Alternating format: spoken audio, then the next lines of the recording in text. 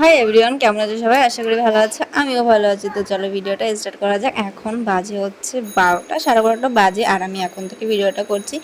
আর মা বাড়িতে নেই, একা হাত দিয়ে সব কিছু করছি, তার জন্য ভিডিওটা এখন থেকে স্টার্ট করলাম। তো এখানে রান্না বসিয়ে দিয়েছি, উচ্ছে ভাজা, মাছ ভাজা, মাছের ঝোল, পেঁপে আলু দিয়ে। তো চলো তোমাদের সবটাই দেখাবো আস্তে আস্তে। তো চলো,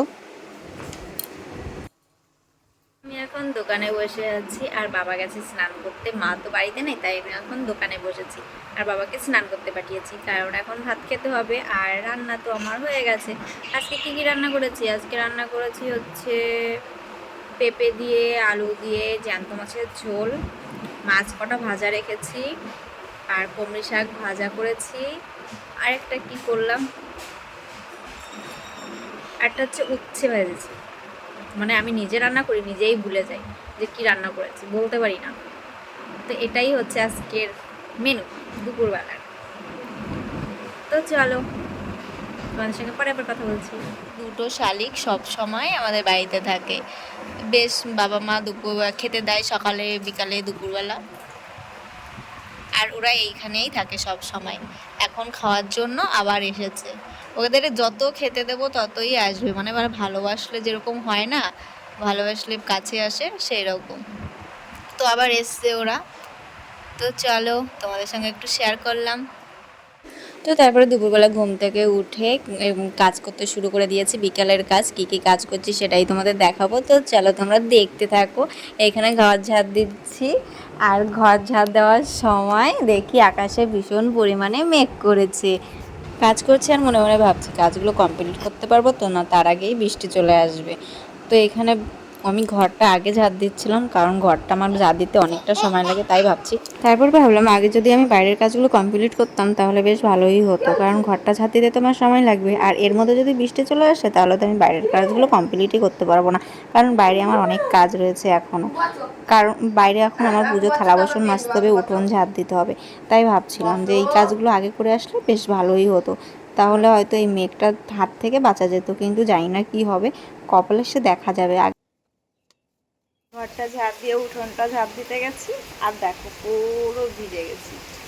দেখেছো, পুরো ভিজে গেছি, মানে এত জোর বৃষ্টি এসেছে।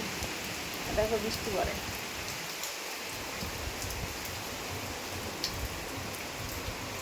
দেখতে পাচ্ছ?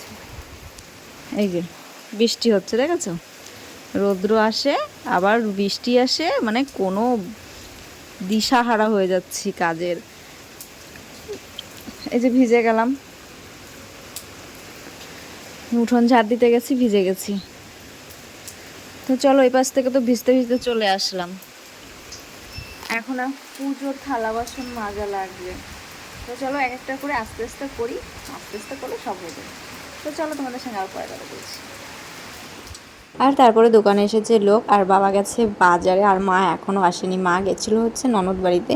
তো ননদকে নিয়ে একবারে আসবে, কারণ ননদ কালকে পুজো দেবে। কালকে যেহেতু শনিবার, শনিবারে আমাদের এখানে মনসা পুজো হয়, সেখানে পুজো দেবে, তার জন্য ওকে নিয়ে একবারেই আসবে। আর বাবা বাজারে গেছে দোকানের কিছু মাল আনতে হবে, তার জন্য। তো মাও চলে আসবে, সন্ধ্যা বরাবরই চলে আসবে। এখনও সন্ধ্যা তেমনও হয়ে পারিনি, কারণ আমি এখনও দোকানে সন্ধ্যাই দিইনি। সন্ধ্যা দিয়ে টিয়ে তারপরে আবার আসবো দোকানে। যতক্ষণ মা বাবা না আসছে ততক্ষণ তো দোকানে বসতে হবে, তাই না? তারপরে আমি আবার অন্য কাজে চলে যাব যখন বাবা মা চলে আসবে। তো দোকানে এসেছিলো একটা কাকা, তো সেই কাকাকে ময়দা দিচ্ছিলাম, ময়দা নিচ্ছিল, সেই ময়দাটাই দিচ্ছিলাম। বম্মা ডাকে, বম্মা কোথায়? বম্মা তাকাই দেখে না, তাকাই দেখে না, উঁচু হয়ে দেখে। বম্মা বাইরে।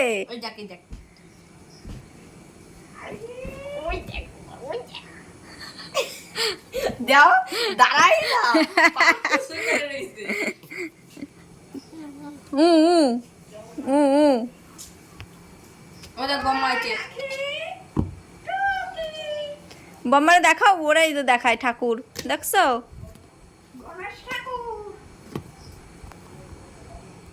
তো তারপরে তো আমার ননদ চলে এসছে, আর ভাবলাম যে একটু চা বানাই। তো আগে একবার বানিয়েছি, তোমাদের দাদাভাইকে দিয়েছি চা বানিয়ে, আর এখন বানাচ্ছি হচ্ছে আবার সবার জন্য।